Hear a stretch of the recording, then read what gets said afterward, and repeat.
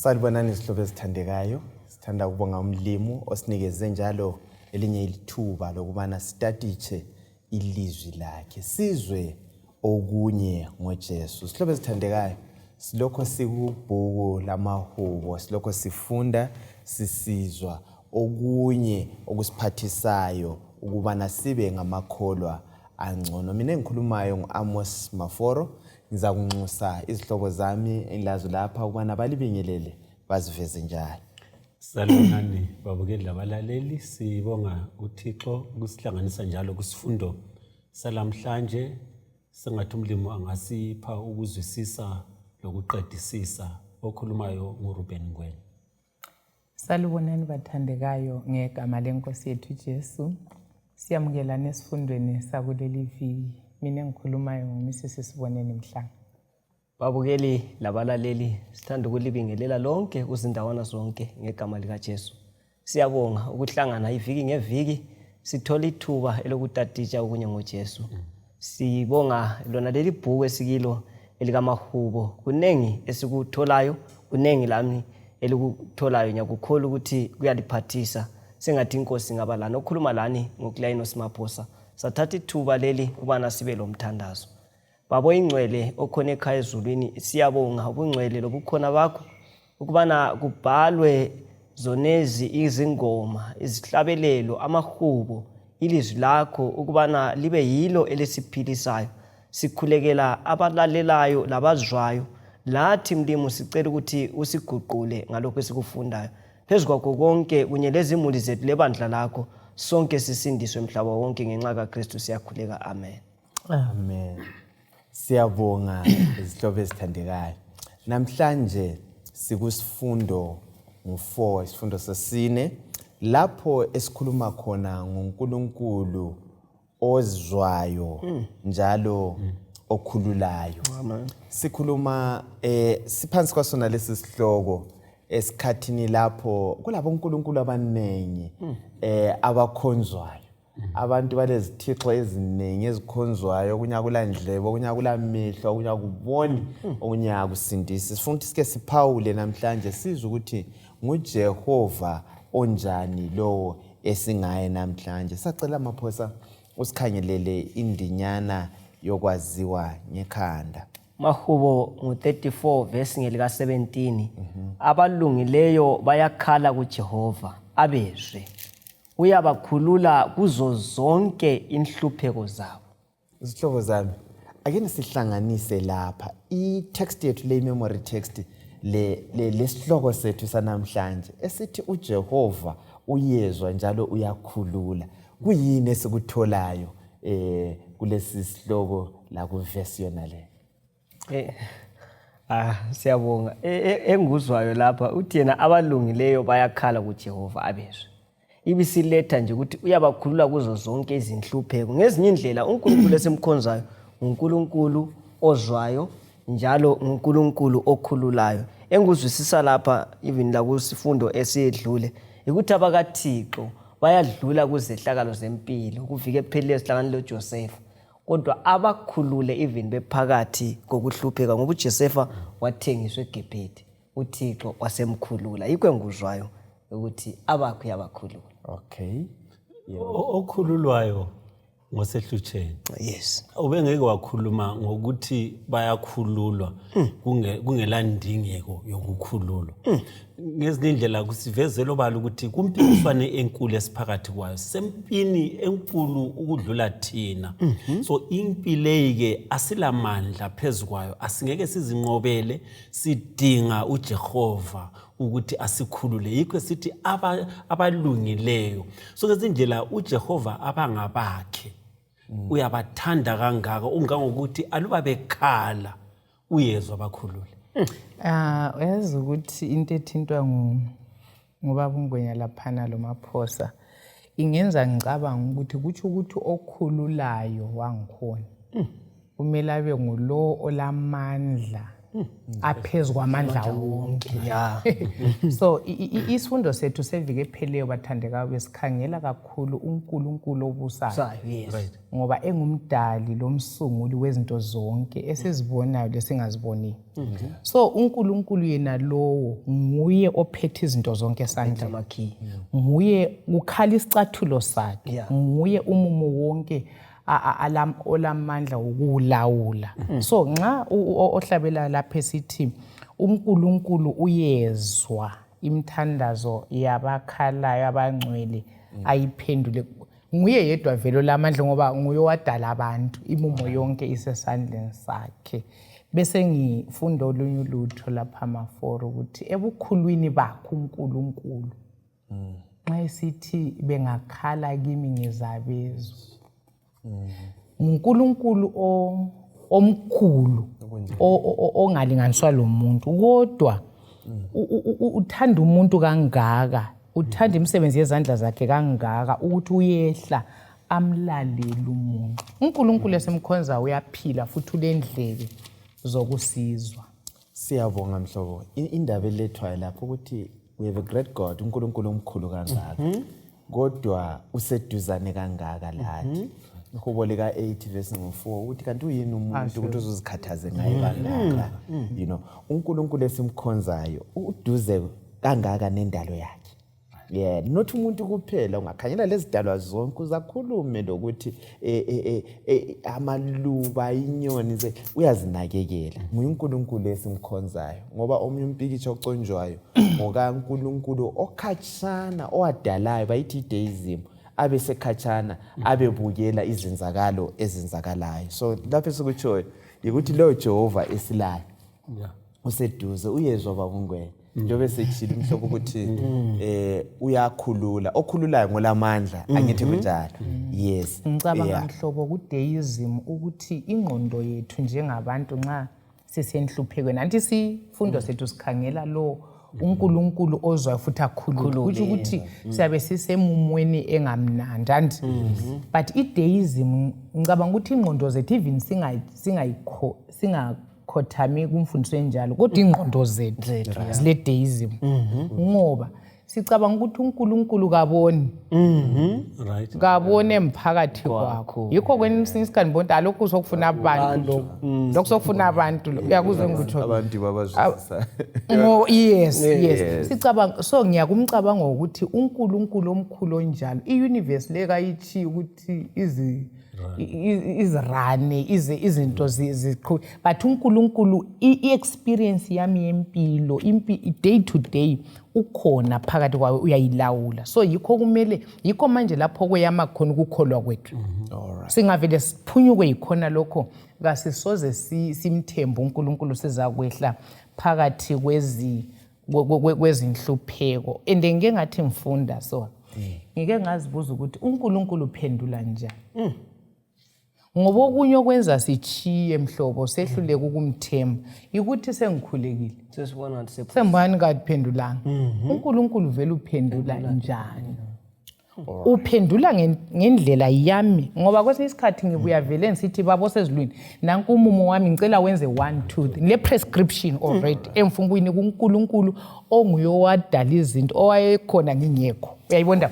But bengicabanga ukuthi umahubo usifundisa ukukhuleka silomcabango ukuthi uNkulunkulu uyazi izinto zonke, lokusifaneleyo uyakwazi. So lokuthi iprescription yalolu hlupho iyini uyakwazi. Mina ngicabanga ukuthi kumele sikhuleke siletha kuphela umumo wethu. Yikho sithi when they cry for he will hear. So thina kasikhaleni singatshela uNkulunkulu kokwenza because si short sighted futhi siwonakele into esicabanga ukuthi zisilungele zingabe izinto ezingasilungelanga. So uNkulunkulu ungafunda uprayer, ibhuku elibhalwe nguEllen G. White ukhuluma kwenye indawo athi uNkulunkulu akulamthandazo osinsiya ngasoza awuphendule, kodwa uphendula ngendlela ayibona ibest.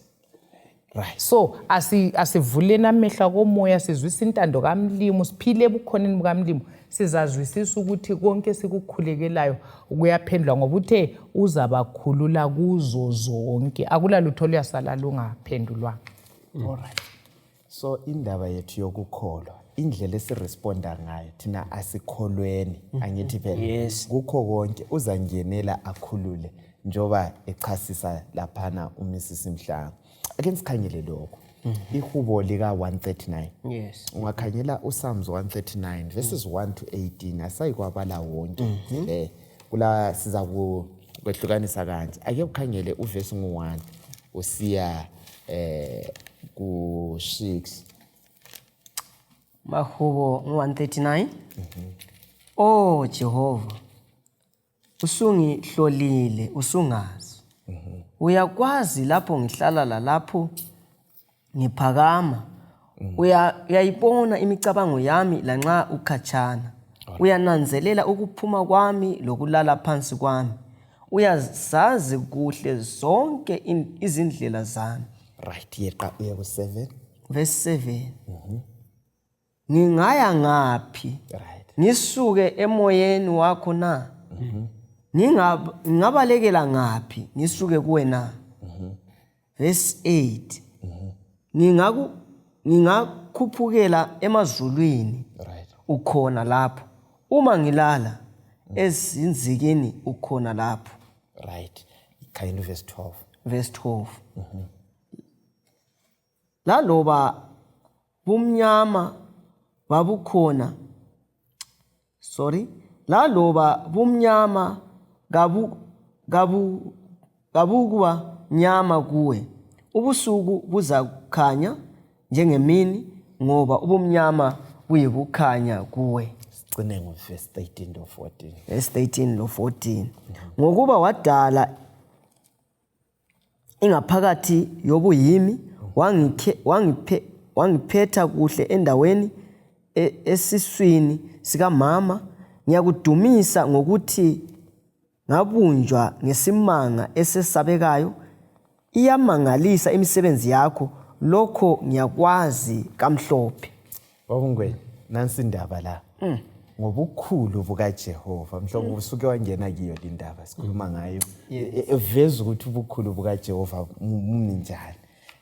Kusincedisa njani ukuthi sizwisise izethembiso zikaJehova emkhulu kanje nxa sikhangele indaba kaDavid ichaza lapha ukuthi uJehova uyamazi.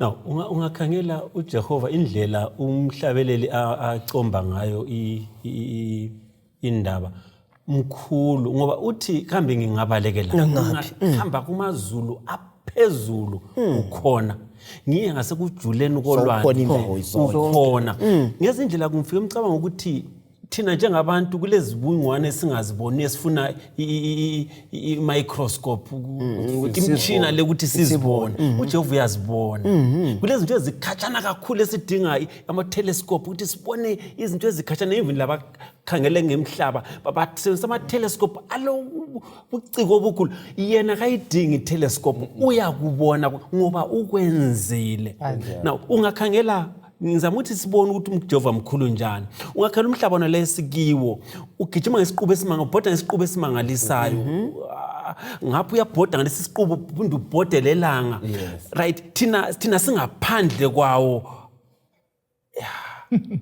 singaphandle amakhanda ethu akhangela ngaphezulu ngoba sihlezi kodwa right nguJehova amanzi wakho manje wathi hlalani lapha ahlala na nxa kufika isikhathi sokuhluma kwezihlahla azihlunyiswa ngamanzi izulu ziyahluma izulu likhona lingekho na nguJehova omkhulu njalo abesekhangela uDavid athi lanxa kunjalo abesithi kanti abesezikhangela yena ethi I'm wonderfully and fearfully made. Ungakhangela umuntu imigwaqo yegazi egijima emzimbeni umuntu i-communication system ephakathi komuntu i-tel 1 kayifiki.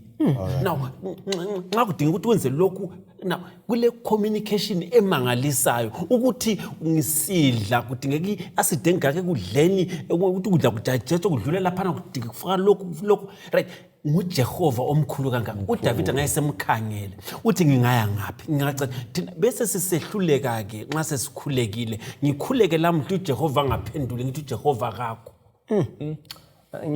ngimuzwa kahle lapha uthi yena uNkulunkulu usizwisisa ngcono lolwazi lwakhe nxa kade ukuthinta uNkulunkulu izehlakalo esidlula phakathi kwazo uzazi ngcono. So uNkulunkulu okwazi ukujula. Lalokho mina ngicabanga ukuthi kufihlakele emnyameni yena uyikukhanya ikuthintile ivesi lapha ukuthi yena uyikukhanya. So ngezinye indlela lapha babukeli labalaleli uSamu 24 ukuthi umhlaba lokugcwala kwaKuJehova. So yikho esikuthenjiswayo lapha. Mhlobo kule ndaba engifuna sithinte la. Uyabuza la umuntu ukuthi kuyafike kufika esigabeni lapho ufuna ukusiza omunye umuntu. Ungazwisisi ukuthi ufunani kahle kahle. La lapho abantu abafuna ukukusiza wena bengazwisisi le ndingeko zakho. Kwakuthinta sichazele indaba yobukhulu bukaJehova.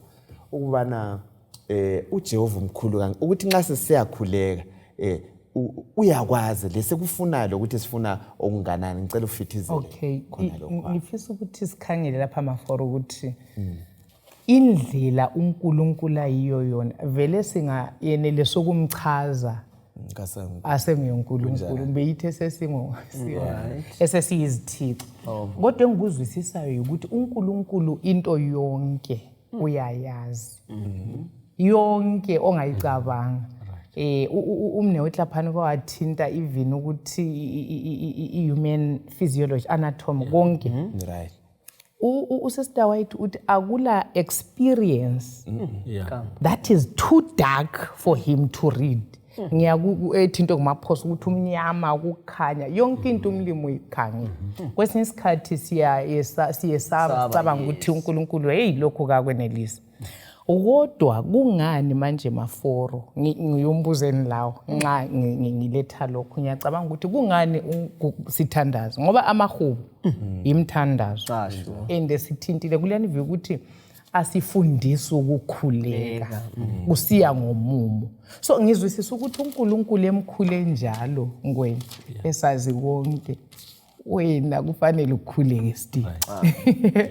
Ukuthi ukhulekelani ekwazile ngikufuna ekwazi ukuthi ufunani sikhathi bani okunganani nini uyakwazi kodwa uyasifundisa ukuthi sikhuleke. So khona lokho maforo enguzwisisa ukuthi kusifundisa ukuthi simuphi indawo yakhe njengoNkulunkulu. nguJehova nguyumlawuli wezinto zonke lathi sithathe yethu njengabantu. So nxa sikhuleka izikhathi eziningi uhlupho lwethu uyawunanzelela ukuthi uhamba usiya ibikela umlimi into akanikazazi. Yabekwazi uNkulunkulu lapha kunje lapha kunje lapha kunje. God knows. Akufinayo kithi uNkulunkulu yikumethemba njengoNkulunkulu. Njengenkosi ebusayo ezimpilweni zethu. Siyabonga. Esikutshoyo lapha zihlobo zethu yikuthi uJehova lo uyasazi. Usendaweni zonke. Ungumnini mandla wonke. Njalo muhle is good. Usifisela okunjani? Okuhle. Ngikwenye. Ngicela ukuthi nxa usithi uyasazi kasazi general.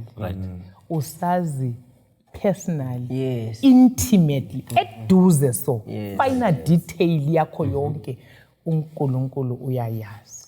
Right. Yikho sifuna ukufika khona lapho ngwe ukuthi nxa siloNkulunkulu osazi ngendlela le ngoba babethi bona abantu bangayaziwa information yabo kakhulu.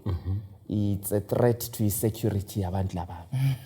So uJehova kuthiwa abantu abaningi khona ukuthi uyasazi abantu bagcina sokubakhathaza futhi. uNkulunkulu le information iningi ngami kakhulu angithi phela ivangeli lisincedisa ngayiphi indlela ukuthi sizwisise ukuthi hayi ukwasazi kwakhe it's to our own benefit. Information yethu is safe kuNkulunkulu. Yes.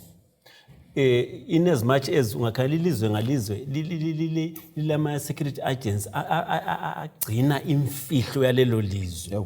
Right, ukuthi ingafiki esitheni ngoba singa attack.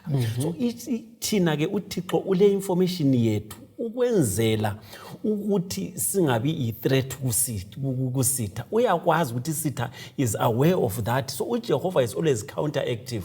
So always thina nxa yikho phela ekwazi esiza kukhulekela singakakhuleki uNkulunkulu already has got a plan ukuthi lo muntu ngizamkhulula njani. Uhlupho lethu yilolo sikhamba sile prescription ukuthi uNkulunkulu usisindise so ngithi mina umzekeliso ngikhuleke ukuthi uNkulunkulu sicela usidinga imali sifuna imali yalokho lalokho uNkulunkulu avimbe imkhuhlane engangena emulini kungabi le mali ezakusebenza ku medication. So imali ethi za ku medication isizasebenza lokho umnyaka uyephela ngithi umlimi kaphendula uNkulunkulu kangiphanga imali. Hey madoda yena ephendule engenile angithi phela so asikubambeni izihlobo ezithandekayo ukubana uNkulunkulu ukusazi kwakhe is to our own benefit yikho okumenze nelise ukusisindisa ngendlela esimele sisindiswe ngayo uyakwazi ukuthi konakele kunganani angithi phela thina sinje maforo asizizwisisi uNkulunkulu asizwisisana. So yekelu asivumeni ukuthi lo sizwisisa ngcono asilawule njalo kasivumeni ukuthi athathe indawo kumakhona wonke awempilo zethu ngoba wazi ngcono. Ubaba uNgwenya ngimzwa nesithi umzala lapha amajiko asithi ama detours ngasemgwaqweni. Mina ngingafiki uyabe sekwazi ukuthi laphana umaphosa kulejiko kumela athene yakuzwa. So uNkulunkulu lwana okwazi ubuyimi bonke so nxa ekwazi sonke uzasihlenga njengoba ehlengile uIsrael wasendulo. So lathi uza kusihlenga ngokusindisa. Right.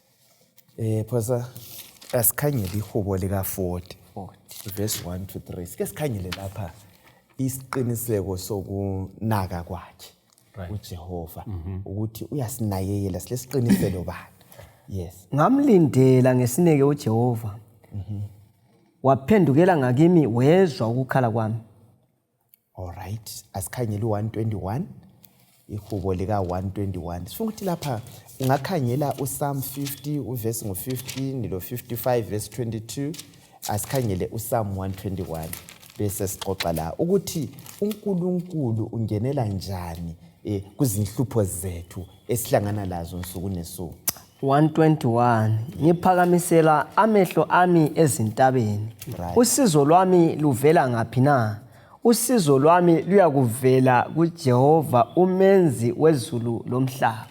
All right. Uthe verse up to verse 6 bala yonke. Gayi kuyekela unyawo lwakho luchelele yena okulindayo kayikozela. Ngempela yena olinda uIsrayeli akayikozela akayikulala. uJehova uyakulinda uJehova ungumthunzi wakho esandleni sakho sokunene. Ilanga kalikukuchisa emini noma inyanga ebusuku. Right, siloza. Sizwani lapha. uNkulunkulu ungenela njani kuzangikhathazi zethu, izinhlupho zethu, konke singena kikho ungenela njani uJehova? Chapter 40 nguye ngimthethela lapha nanza thinta lokho enguthola uthi yena wangenyula emgodini ototayo wangikhipha edakeni elilexhaphozi. So ngezinye indlela babukeli labalaleli nxa singena odakeni olubishayo uThixo uyabe khona. Nxa singena kuzehlakalo zempilo ezinzima uthi yena lapha ku 50 verse 15 uthinta indaba emnandi lapha njalo lize kimi mhla bese kuhlupheke. All right. So umuntu enyulwayo la okhitshwe edakeni ngophakathi kohlupho ukwakuthinta lapha umzala lapha. Beautiful. Right. Mina ngifuna ukuthi ngiyayithanda kwenye ithi ngibizani ngesikhathi sokuhlupheka kwenu ngiza kulikhulula lapho libe selingidumisa. So kwethu ukubiza likumeza uNkulunkulu but mani ngithinte uPsalms 121 kulento ezindithathekisayo lapha. Ithi ngizaphakamisela amehlo ami ezintabeni. Usizo lwami luyavela kuJehova. Amen. Ngicabanga ukuthi umhlabeleli lapha wayekwazi ukuthi okunye konke is-sinking sand. Okunye konke akula ncedo. Akula lapho usizo lungavela khona. Bese ngithanda kakhulu nxa esithi lo umgcini kaIsrayeli kawozeli kalahla. Isifaniso lesi siveza mina kimi ngithola ukuthi kuthi ilihlo likaNkulunkulu lihlala lithe nhlo empilweni yami. Loba ngingena ngaphi, loba ngihamba esigodini sethunzi lokufa, ilihlo lakhe kuveza alertness. Yes. Afani lo muntu. Phela uloluhlupho olukhulu uyajumeka. Ngela solution. Kodwa uNkulunkulu is always alert, ukangele and ready to deliver. So uNkulunkulu onjalo madoda. Kwesinye isikhathi ucabanga ukuthi umlimi uthe sa-attend. Sicabanga ukuthi umuntu athi ukuthi uthe sa-attend umaforo. Ngapho kwami izehlakalo zami overtake. Akawozeli kale yazuza ngicabangisa indaba kaBhali laphana ko-Elijah indaba yeKhameli ukuthi hayi lo kasosithixo lo. Yikho uBhali babemokha besithi hayi imbizeni kakhulu mbeli yemvusa engcenyulele not uJehova wako-Israyeli lo kalali akawozeli kusitsho ukuthi thina silala sivuka yena ukhangela izehlakalo zempilo zethu. Ngikhumbuzana ngeke ngathi ngithanda ukubukela ezendi zamtshina. Okay. Labantu abacontroller abakutower now baye bezibona zonke bazicontrole leka ihambe altitude enje ukuze zingachayisani and so on. Ngase nginanzelela ukuthi if umuntu elobuciko obungako na uJehova ke umfowethu uthe ukhuluma laphana now uJehova ethenhlo kuwe uthenhlo kimi ngesikhathi sifana naye. Yes. Na kumuntu oseChina kumuntu oseEurope umuntu ongapi unja now bese ngizikhangela ukuthi command center yakhe injani impiko yonke imthandazo isenyuka ibuya akathi mana maphosa ke ngikhangela ungwe now uyizwa yonke simultaneously ayi attend ngesikhathi esifana sikhangela uThixo onjalo. Abesithi kayi kuvumela unyawo lwami lutshelele. Yes. Abesesenza futhi metaphor uthi lenyanga kayi ukuchisa ebusuku inyanga kayichisi ngokwazi kwethu angithi ngithatha la right now abesethu ukuthi ngendlela ukuchisa okuncinyana okungavela elangeni nxa kuza kulimaza kabusoze ukulimaza. All right. Ngibezwa lapha kahle Elder Maforo. U121 nxa sikhangele sicabanga ukuthi nxa engxe usizo lwami ngingabheka ukuthi uhlupho nantuya ngicabanga ukuthi engxenye kuhlupho laphana oza ngisiza kumbe inzuzo engilayo kumbe ilokhyana but lapha veza ukuthi hayi usizo lwami luyakuvela kuJehova kona lapho yikho kunithinta ukuthi nguye ngumthunzi nguye isivikelo nguye oyi right hand yazi ukuthi umuntu nxa eku right hand yakho amandla umuntu oyabe kunika amandla ukuthi awusozutshelela awusozunyikinyeka so ubamba umlomo ungabala ku Living Bible translation ithi will my help come from the gods of the mountain asithi no Ayisuke so kayisuke ezithixweni usizo lethu luvela kumdali right asikwenzeni so sike silethe indlela ezipractical ezingazinceda abantu ukuthi babe lenkambo engcono lobani lo Jehova ukuthi abantu bangacooperate njani lo Jehova lo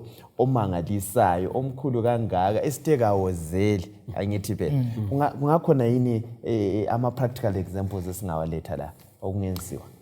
Mina mhlobo ovuma niletheleyo ukuthi ngicabanga ukuthi thina sisithwe isitha ukuthi singabona ubuhle le provision kaNkulunkulu. Yes. Ukuthi mina ngiyavuka ekuseni ngidle. Kwesinye isikhathi kangubongi lokudla kwakhona. Okay. Yazi uSpsalms 104 ukhulume into emangalisayo ngoNkulunkulu mhlobo. Uthi konke kulomphefumulo konke okudalileyo kukhangele wena.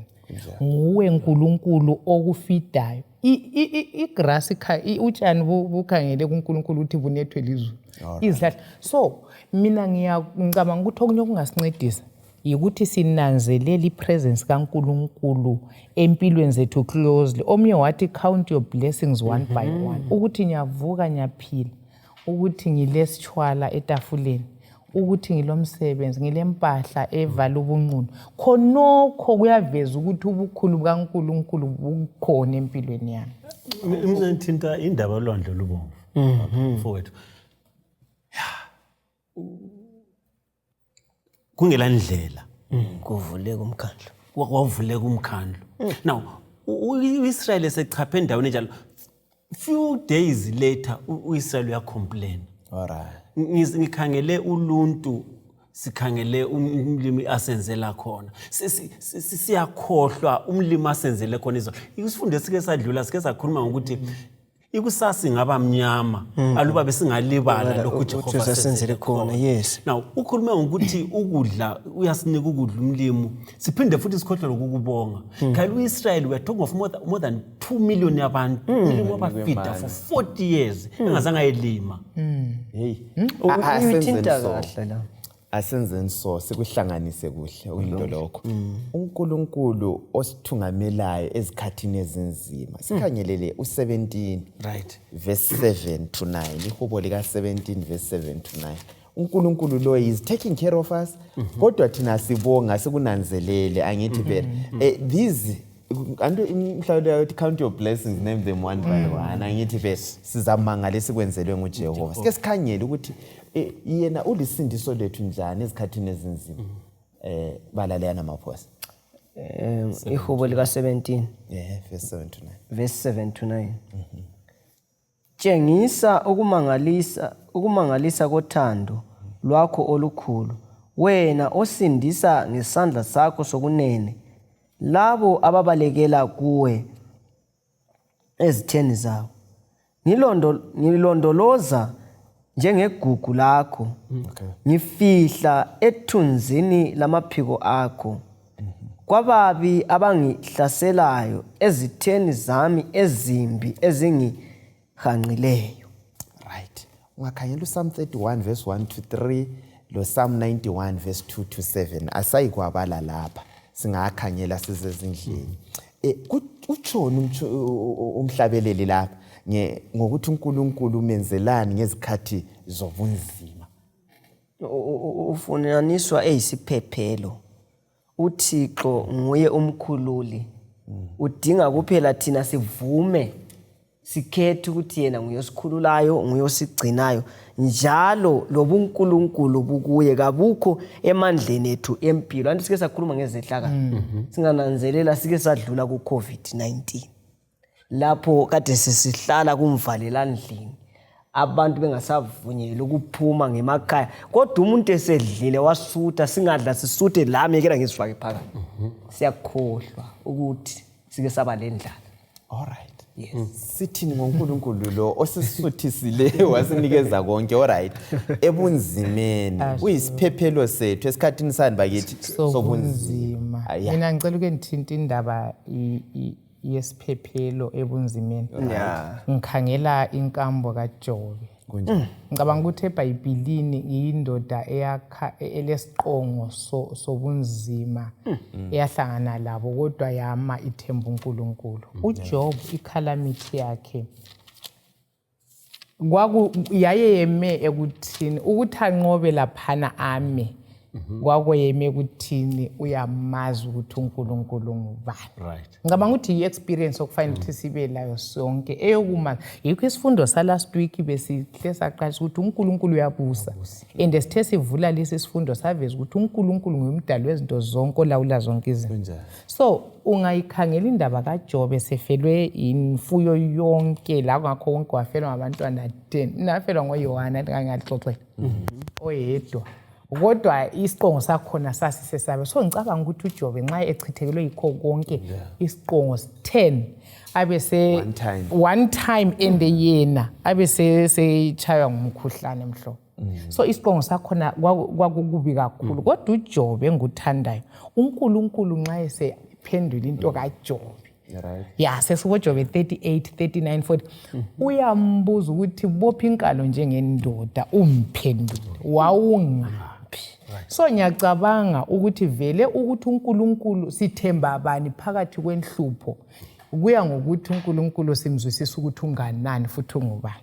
So uNkulunkulu empendulweni kaJobe umbisela ku creation ukuthi zwani mina into ngingubani.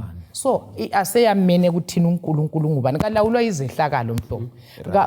Kalawulwa ukuthi wamoma umsunjani besokutheni. Kodwa wale nguNkulunkulu enguyo in control ezintweni zonke. When disaster strikes, calamity strikes, khona kulethwa nguNhlobo. Siziphatha ngayiphi indlela? Lapho sesingasamboni uJehova, sesingasaboni lesivikelo sakhe.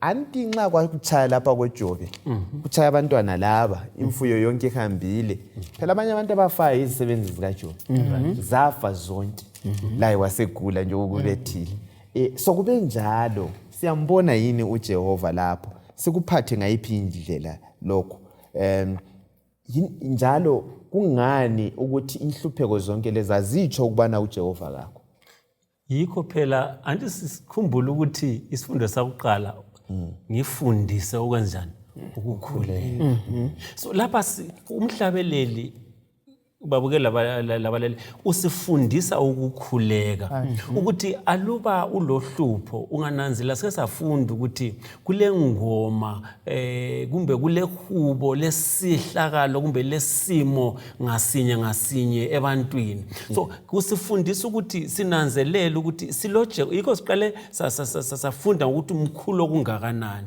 aluba singabamazi uJehova uthi umkhulu okungakanani when disaster strikes sizaba kwazi ukuthi sibalekela ngaphi uhlupho lethu ukuthi uJehova kwakuqala kasimzwisisi asimazi ukuthi unganani asila nkambo la singaba lenkambo sibe mazi ukuthi uJehova ula sizananzelela ukuthi hayibo akula sehlakalo sempilo esijuma uJehova kwakuqala esesibili asesehlakalo sempilo esingaphambi ngaphezulu kaJehova aluba ebona okusithakeleyo enakekela okubonwayo lokungabonwayo kambe luhlupho bani olungamelana lamandla angawo so isizananzelela ke hlobo sithandekayo ukuthi uJehova mkhulu yikho eziveza la ngendalo ukuthi sinanzelela ukuthi hayibo ilanga liyaphuma liyetshona lingazange sifuna singafuni right bese sikunanzelela ukuthi aluba singakuzwisisa ukuthi uJehova uyalawula okusemhlabeni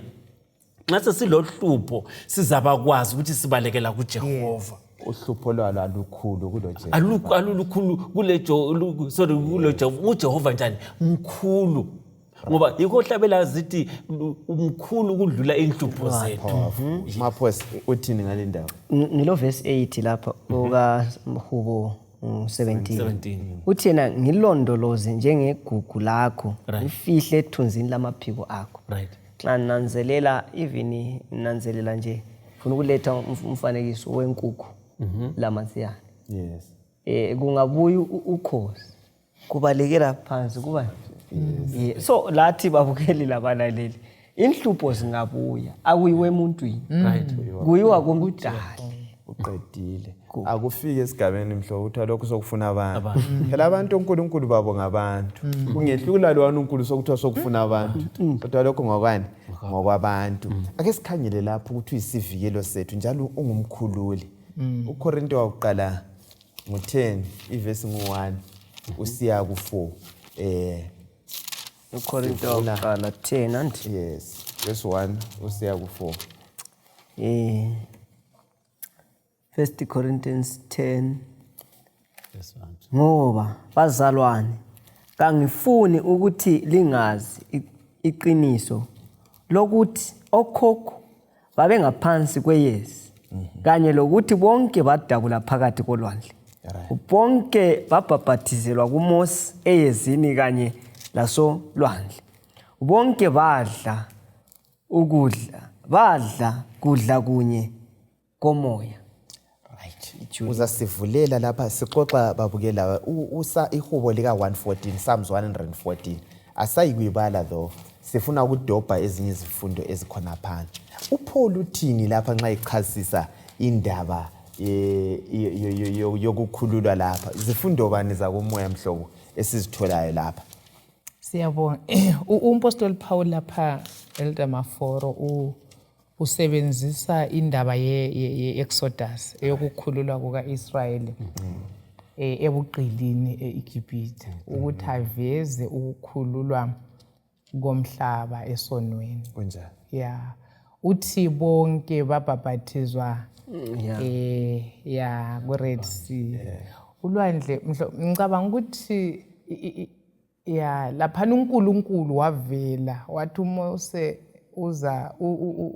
uFaro uzakwazi ukuthi yena unguba ngicabanga ukuthi wabamazi ngalolo suku ukuthi uNkulunkulu nguba uNkulunkulu olawula imvelo olawula yonke into. Mina ngeke ngabona ulwandle mhlobo, ngabona ukuthi kakho ngaluvula ngaphandle kwalo waludalayo. Yeah. Lokho akungasomfula lokho. Umfula vele nxa uthwele izigodo umchabezi akulanto ongawuqala. Kodwa ulwandle amanzi endlile uNkulunkulu ngoba aphuma esandleni sakhe wathi Mose uphethe nesandleni wavula amanzi. So inkambo uNkulunkulu ngumkhululi. Number 1, umpostoli Paul iveza njengoNkulunkulu okhulule ebugqilini physically loba emkhuhlaneni kuthi uNkulunkulu uyenelisa ukukhulula loba kuziphi inhlupho, but abe sesithi lapha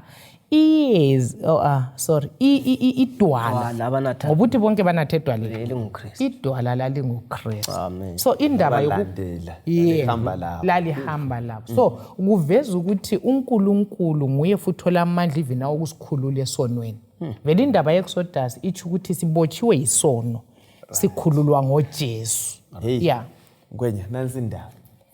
Omuthi dwala la Rock of Ages left for me.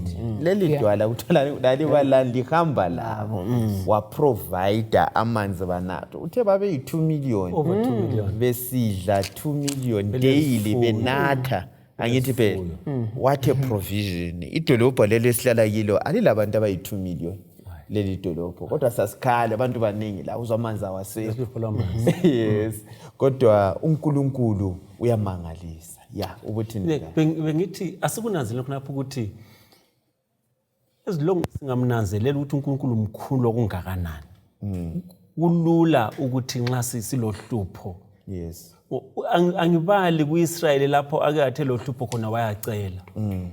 Ngikhangela uluntu wayehamba isiyakhonona kuMose. Mose uNkulunkulu wakho lo Mose usilethe ukuthi sizobulawa yikoma. Mose lezi nkomo labantu bethu. Now babalibala indaba yolwandle olubomvu ukuthi uThixo nalo khamba angehlule ukuba fida yini edabula ulwandle olubomvu. Now usifidile ngo2007 2008 lamhlanje sesiswele ibreakfast kuphela sesithi uNkulunkulu uye ngapi. Siyalibala ukuthi sikhuluma ngoNkulunkulu odale konke, uNkulunkulu ongalawulwa izehlakalo, uNkulunkulu okhuluma kwenzakale. So mafasi umuntu vele mhlobo indlela esiwe ngayo ayingeki imqedisise uNkulunkulu futhi ayingeki imzwisise. Yikho sisehluleka sidinga amandla phezulu kwamandla esilawo ukuthi asenze sinanzelele ubukhulu bukaJehova. Besizahambisa unumber 100 ingoma esihlabelayo ithi siswela lobuthongo ngoba siyehlule ukusa konke. Sithola imithwalo lapha esicabanga ukuthi umlimi yamehlule singayenelisa. So uNkulunkulu kasifundisa kasiveze empilweni zethu njengoJehova, then sizakwazi ukumkhothamela lokumupha konke. Right. Sihlanganise maphosa lo 114 umthole kahle usam uthi yena kwathi kuphumeni kukaIsrayeli eGibhithe indlu kaJakobe isuka ebantwini bolimi lwezizweni uJuda waba yindlu engcwele kaNkulunkulu. Right, ichapter yonke yena le ngifuna sihlanganise kule poetic language esetshenziswe lapha ukuthi sithola ake sivumelane ngwenye uthe anti bathi bengenile laphana kulwandle lubomvu sebechaphile. After 3 days base bekhohliwe. So kokunye ezinye inkambo lezi ayisikuthi abantu bayugcina. Phela abantu laba babephikisana la iyezi belikhaya. Ababeganga bephansi kweyezi. Ngambela uzokudlala ukuthi phela ipresence kumele kube lenkambo personal experience kube mazi ukuthi kulezi manga kulani kwenzakele. Ngizama ukuthi sincedise labantu lapha ngwenya abagijimisana lezi manga. Alright. Imiracles aso ipresence evezi presence kaNkulunkulu. Hayi anti lenyanga lezi ezeGibhithe zakwenza konke lokhwana. Kodwa kufunakala ukuthi sibe lani bakithi lenkambo layo ube mazi ukuthi lo njani uyasindisa kuzasinceda ukuthi nxa disaster strikes la sibalekela kubani kuJehova. Abantu banengi bathi bayakhonza bathi bangamaKristu kodwa bathemba okunye abanye bakuthethe ebantwini. So ingqondo esifuna ukuthi siyidilize sike sibe mazi uJehova lo njani uyakhulula mabhuti. Ya ngithintwa lapha kundaba even uJesela bafuni kuJohn 16:33 uthi yena emhlabeni liza kuba nokuhlupheka manini isibindi ngoba ilizwe nginjani ngilinqobile. Even abantwana bakwaIsrayeli uNkulunkulu wabakhulula ngamandla bayakhohlwa, sisuka nje sikhohlwe lapho siyabe sesivele khona, kungaveli uhlupho kuphela sengiqalisa ukukhala uthinte ngendaba yokukhonona, siyaphangisa ukukhonona. But nxa uhlupho lubuya thina letheni konke kuJesu ngoba yinguye lapho esitshele khona ukuthi nguye lidwala. Even uMahubo 1:21 uthi yena usizo lo. Ungikhumbuza into ekhangela ukuthi even abafundi sebesehluthweni lwestorm. Phakathi Baqala benzani? Bazama yonke imizamo bathe sebehlule. Imvelo yomuntu injalo. So uNkulunkulu kasifundisa ukumethemba uJesu wasukuma kuphela wakhuza isiphepho ngoba engumnikazi nguye umnikazi wemvelo, nguye angayilawula. Kulezi zinto esifuna ukuthi sizikhanyele lapha sinqobe ezakomoya sihlobo esithandekayo. Simele sifunde ukuthemba amandla kabani kaNkulunkulu loba singena kikho lokho sibe kwazi. Zwani uEfesu uthi yena asilwi nenyama lani bakithi legazi. Asilwi lenyama legazi. Asithembeni uNkulunkulu. Sigiqele konke kubani kuye. Maphosa ngicela usikhanyelele lapha. uSamu 3:4. Sike sikhangele indaba yesanctuary. Angithi vele indaba yesiphephelo. Ya uthi usizo lwethu luvela ngapi? ngikhala kakhulu kuJehova. Yes. Laye angiphendule ngisentabeni yakhe engcwele. Khangela 14:7. 14:7. 14 verse ngelika 7.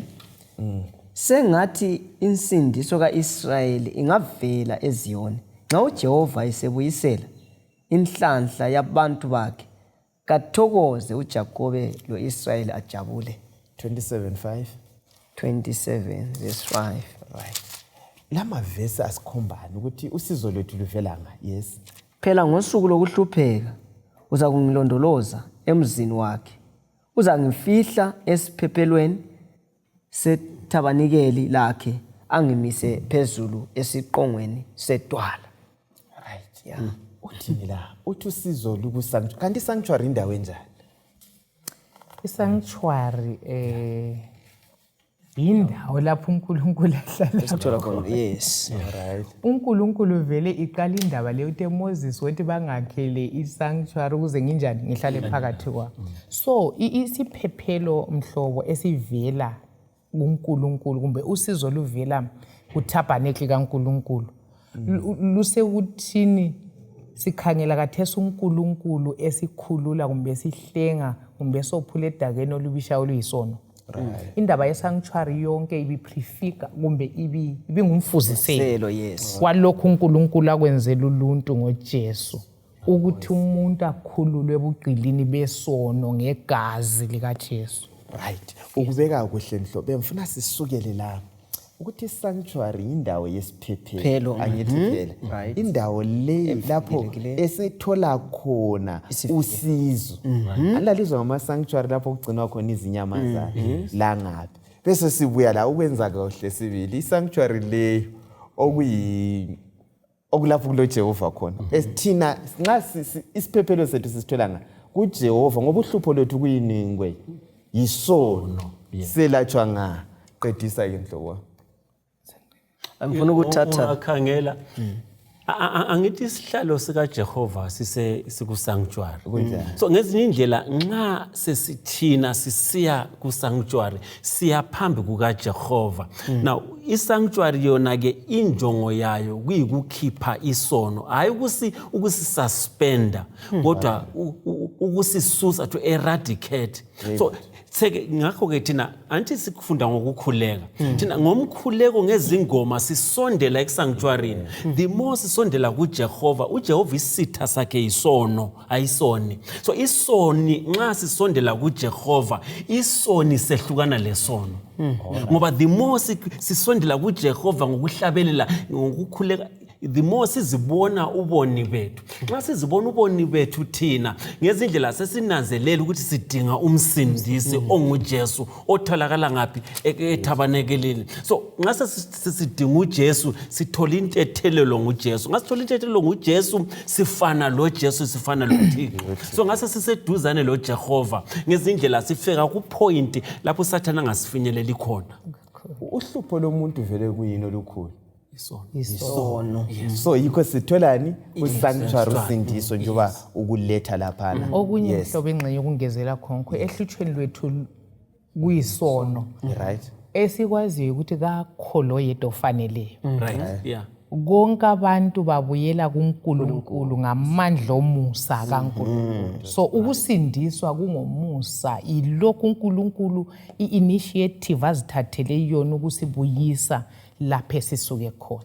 Maphosi akukhangela lokhozi ngikhumbula uMahebheru ngo4 ivesi ngo15 yeah kada uthaya ngekhanda sokathi Hebrew 4 verse 15 yes uthi lapha ngoba kasila mpristi omkhulu nazinda onganelisa ekelani ngibale kuhle ngoba asila mpristi omkhulu onganelisiyo ukuzwela ubuthakathaka bethu kodwa silaye oseke walingwa ngezindlela zonke njengathi kodwa akaze abalesono. So ngezinye indlela lapha sinika uJesu the perfect one wayengelacala kodwa umpristi lo esilaye nguJesu inkambo leyilaye walingwa. So ngezinye indlela yena ukuhamba phambili uhambe phambili already. So thina nxa inhlupho zisehlela naye wehlelwa zinhlupho. So babukeli labalaleli nxa sisiye ezinkonzweni kakuthi ukuthi sihambele ukuthi uhlupho lusuke kodwa siya kuJesu siphelele phambi kwakhe yena bese sithwalela imithwalo ngokuthi yena wozani kimi lina lonke likhathelele lisindiwe mina ngizakuliphumuza. All right. Ivesi sesibalo sechazile lapha nika njani isivezele njani nxa siqhathanisa ngesanctuary nangumpristo lapha ngoba into esimele siyilokhu zingoma leyo 54 isono kasinjani bakithi asifi impela noma ngomlilo ngoba into emeli ife isihlobo esithandekayo esingamlanga siyiphike indaba yesono umuntu kumele avume ukuthi lapha ngihelpless angina solution ongasindisa mbani nguJesu umpristi lo ende kusenzakala ku sanctuary yeah ukhona lokho kwengeza lapha anti singakhangela sikhumbula ukuthi isono umuntu besehlukaniswa ngaso kumbe laso kuIsrael nge the great day of atonement okuyijudgment. Yes. Now ube ngayizimela umuntu ubemelwa nguAaron umpristi omkhulu uAaron engumfanekiso kaJesu. Now sikhuluma sisenze nje uJesu ungumhlatshelo ubengena ngomhlatshelo wezinyane kodwa uJesu ungumhlatshelo abe ngumeli omkhulu yikho sithi silomeli ophezulu omkhulu. Now akula case akula sono anganelisa ukusimela. So nxa ngela sono engathi ukusimela ukuthi akula muntu ongasindisekiyo. So ngezinye indlela ke uJesu esendaweni engcwele khathesi usincengelelani ukuthi thina kumbe usimele ukuthi thina sisindiseke. Now uzimisele ukuthi athethelele isono njalo uzimisele ukuthi athwale umthwalo wesono saloba ngubani lobani. So thina ke asikusenini konke kuye ngomthandazo kusimo esikiso uyasazi kodwa lanxa kunjalo asingeke sizikhiphe kulolu hlupho kuphela uJesu. So ngezindlela balaleli lababukeli asihambisenini konke kuJesu ngoba siseselomeli omele izono zethu ukuthi thina sithetheleleke. Right. Sikhuluma ngoNkulunkulu lo ozwayo njalo okhululayo izihloko ezithandekayo. Asivumeni ukuthi inkululeko enkulu yikuthi isono sisuswe la sibuyiselwe lapho izihloko ezithandekayo esawa khona. Amahubo ayasincedisa aqinise ukukholwa kwethu. Patriarchs and Prophets page ngo493 uyakutsho lokho. Hlobo ungatsho amazwi okugcina ukugcizelela ikakhulu indaba ekuPatriarchs and Prophets la. Okay, umlo uyasibuza lapha kulombuzo obuyayo maforo ukuthi nxa uNkulunkulu engaka esenelisa futhi ukuthi asikhulule kikho konke kungani siswela amandla kungani siweak lekukholweni then wasesinika ke isibonelo somthandazo kaJakobe Genesis 32 indoda leyana kuthiwa omama yathi bahambe labantwana isivela komalumayo bahamba uthe sesele yedwa wabindana lezulu and ungayinanzelela indaba kaJakobe ibindaba njengoba usuthintile ukuthi vele sikudingayo ikukhululwe esonweni Jakobe wabindana lezulu wanqoba engikuthanda kakhulu ukuthi wathi kangikwekeli uzungikhulule i-attitude lomthandazo kumele amaKristu bawenze uNkulunkulu kasiyekeli ukuthandaza kasekeli ukuya kuye aze asikhulule esonweni and final uJakobe kawusengwe Jakobe usungu-Israyeli kusitsho ukuthi lesimilo sesiguquliwe useyisidalwa esitsha yikho esikudingayo kuNkulunkulu ukukhululwa esonweni. Sihlobo ezithandekayo kukho konke esikwenzayo asikugiqeleni kuJesu asikuseni kuye uza kusikhulula uzangenela indleleni zethu kukho konke kumbe ama-challenges esilawo asambeni lo Jesu simthembeni sihlabelele umahubo wonke ona la sibe lakho esikufundayo asiyikufana ngempela lathi amagama ethu ayakuguqulwa kuvike ezayo siza kuhlangana njalo sihlobo ezithandekayo sihlabela isihloko sethu sithi sihlabela ingoma yenkosi elizweni lokuthunjwa umlimo lomusa ngana ngasenzela kahle abe lathi siqhubeke silokho sidaditsha sithathe izipele zethu pamphlet zethu lamabhayibheli ethu sibaleni sacela ubaba uNgwenya asise enkosini. Asikhuleke nini baba oyingcwele okhona ngikhaya ezulwini siyabonga ngesifundo esimangalisayo isifundo esisivezela ubukhulu bakho isifundo esisivezela ukunakekela kwakho lesifundo esisivezela ukusisindisa kwakho aluba sisehluthekene njalo isifundo esisivezela ukuphendula kwakho imthandazo esiyabe siyilethe ngakuwe siphathiseke aluba siza kuqhubeka sifunda ilizwi lakho ukubana sizwe ngcono mayelana ngomthandazo besithe kupheleni Jehova ngemva kokufunda ngemva bona sibe lenkambo lawe aluba umsebenzi usuphelile ususiza samukelwe ebukhosini sicela konke ngoJesu inkosi yethu amen. Amen.